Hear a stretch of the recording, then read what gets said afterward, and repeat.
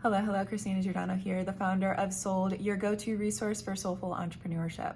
And my philosophy is this: people can no longer be sold to, they must be sold to. That is SOUL''D. But in order to sell with soul, you need to be sold on you first. This is marketing and manifesting with nothing but the essence that is you. This is business that begins within.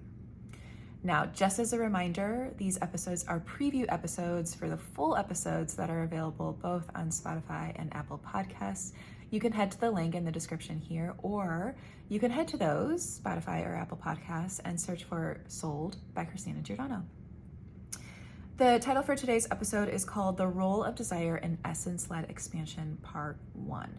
Now, as a reminder, linear capacity builds the runway. So that means you're stabilizing your systems, you're organizing your structure, you're protecting your energy. All of this is incredibly essential to the process of building capacity in general. Nonlinear capacity, on the other hand, changes the altitude through the threshold effect. Now, once you've stabilized your internal and external resources and environment and everything that comes with it, you orient yourself towards what's true, and you maintain that orientation long enough for visible results to appear. And as you're maintaining that orientation, the threshold effect takes place. So after this point, you are crossing the threshold and you enter what's called a holding pattern, or what I've called a holding pattern.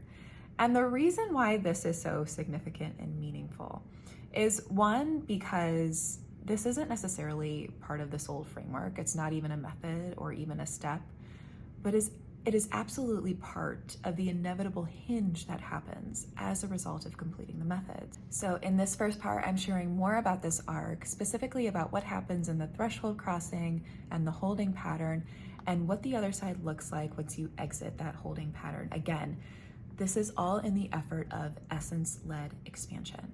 Part 2 of this series will really focus on what emerges after the holding pattern, once you start to move in non-linear ways. As I've discussed previously, linear movement and moving in a linear way is very mind-led. It sounds like I should, or I need to, or I have to, or this makes sense, or this is strategic. In the beginning, it stabilizes you. It stabilizes your life, it stabilizes your resources, and allows you to move in a predictable way of effort, result, effort, result, effort, result.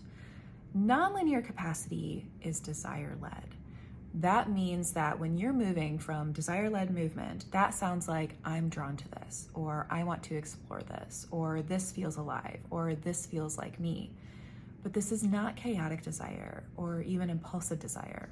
It's oriented desire, the kind of desire that fully orients you to what's in full integrity for you. It's the kind of desire that shows up after identity is fully stabilized. After stability, desire becomes trustworthy again. It looks like cleaner decisions, faster recognition, fewer negotiations, less distractions, and more exact alignment with who you are.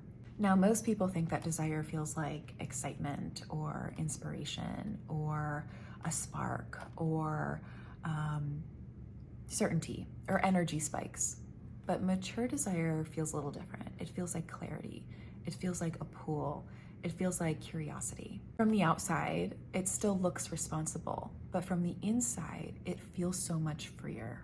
Before stability happens, desire often gets overridden by fear or obligation or urgency or proving. But here's the key.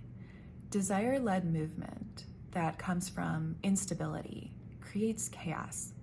Desire-led movement that comes from stability creates convergence. There's a reason for the sold framework. There's a reason for its sequence. There's a reason it starts with expression, with the marketing methods, and containment with the manifesting methods. It's so that you know yourself on an essence level, and so that you can understand what's true for you.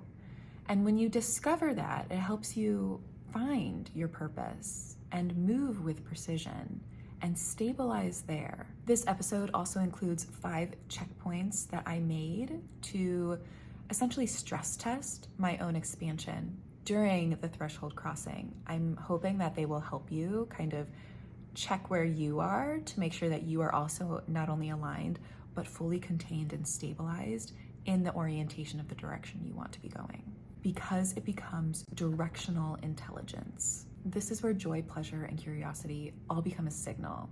They're no longer distractions, they're guidance.